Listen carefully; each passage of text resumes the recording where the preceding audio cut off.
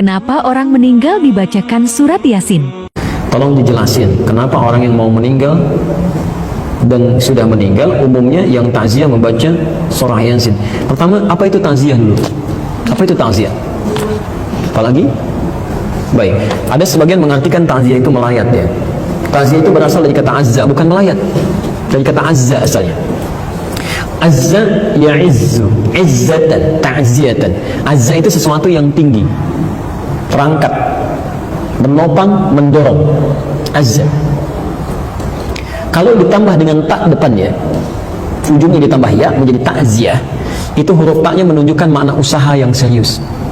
Jadi usaha yang sungguh-sungguh untuk mengangkat, mendorong, menaikkan lagi sesuatu yang turun. Kenapa takziah dinamakan dengan takziah? Pesan Nabi-nya dua. Dengan takziah itu, satu, kita bisa mengangkat amalan orang-orang meninggal itu supaya bisa terangkat lagi, sehingga disampaikan kepada orang-orang yang belum meninggal dunia untuk diketahui.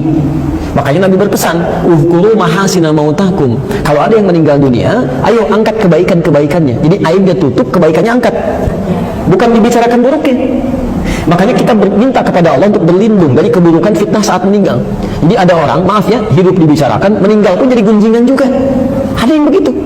Ya, coba cek Abu Jahal, Abu Lahab, dan Abu-Abu yang lainnya itu. Sampai sekarang sudah 15 abad, yang dibicarakan keburukannya aja. Dan kita diminta oleh Nabi berlindung pada Allah. Ada di hadis Muslim, nomor hadis 588. 4 hal kita ucapkan. Allahumma inni a'udzubika min azabi jahannam, wa min azabil qabri, wa min fitnatil mahya wal mamat. Dan fitnah saat hidup atau saat meninggal dunia. Jadi disinilah ketika ada orang meninggal dunia, tolong Bu ya, jangan diungkap aibnya, jangan disebutkan, ungkap kebaikannya aja, angkat lagi. Sehingga ketika kebaikannya diangkat, kemudian jadi inspirasi bagi orang-orang yang mungkin bertakziah saat itu, ya disampaikan.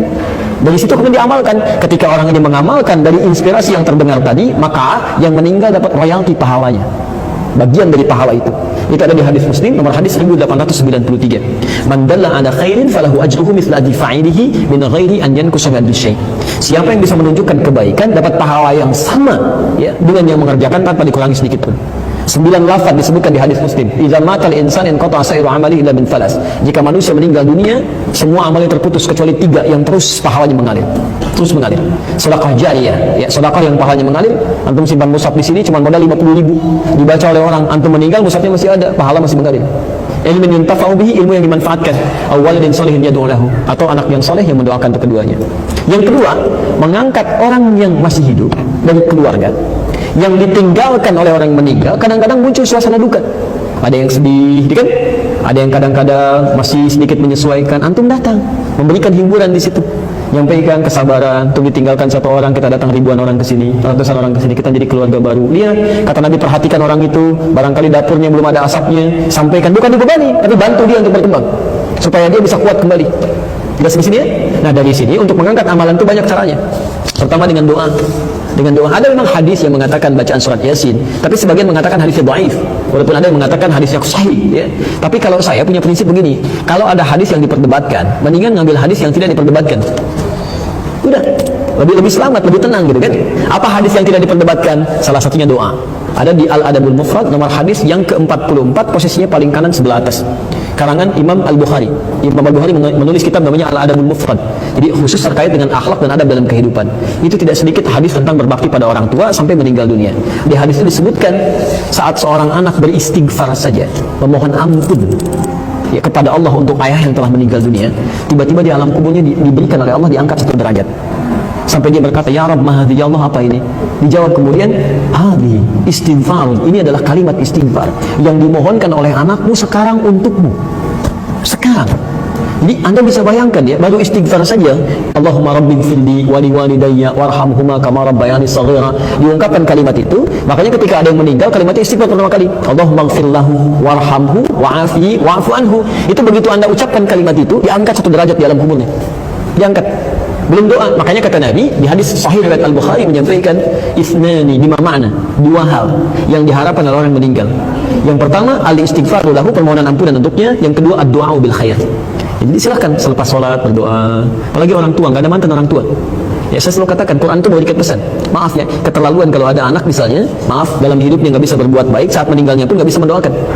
Bahkan kata Quran, kalau orang tuanya masih ada, walaupun usia anaknya lebih daripada 40 tahun, misal anaknya usia 70 tahun, orang tuanya 100 tahun, masih ada orang tuanya, itu minimal tetap harus berbakti dengan mendoakannya. Itu ada di Quran surah ke-46 ayat 15. Bahkan mendoakannya yang baik-baik. Ya Allah, hamba bersyukur atas nikmat yang diberikan pada hamba saat ini. Di balik segala kenikmatan itu, ya Allah, mohon berikan semua pahala untuk orang tua saya juga. Berikan kebaikan untuk orang tua saya juga. Karena barangkali kesuksesan yang Anda raih itu cuma 30% hasil kerja keras Anda. 30%. 70% yang mungkin orang tua yang menangis dulu, ibu yang sampai tahajud nangis, bapak yang sambil mencangkul di sawah dengan peluh keringatnya berdoa, ya Allah, anak saya jangan sampai begini, ya Allah. Satu singkong dibagi 16 orang, mohon jadikan dia lebih baik daripada saya. Berikan kenikmatan dalam hidupnya. Itu yang menjadikan Sayyidah Hajar bolak-balik Safa Marwah, yang mendapatkan airnya anaknya, tapi yang kerja keras kan ibunya. Ya, maka dari situ adabnya sendirinya doakan. Sudah hidup gak bisa memberikan senyuman, sudah meninggal gak bisa mendoakan juga. Dan Anda mengaku sebagai bagian orang tua gitu ya, itu tidak tepat.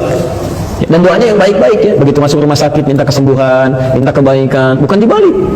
Orang tua saat anaknya masih kecil, dia sakit sampai mempertaruhkan nyawa kan. Ya Allah, kalau bisa saya saja ya Allah, kalau bisa ya Allah, tolong berikan kesempatan hidup. Ini kenapa jadi terbalik? Orang tua di rumah sakit, ya Allah, lebih cepat juga lebih baik, tidak apa-apa ya Allah, saya riba. Itu salah. Ya, ambil yang baik.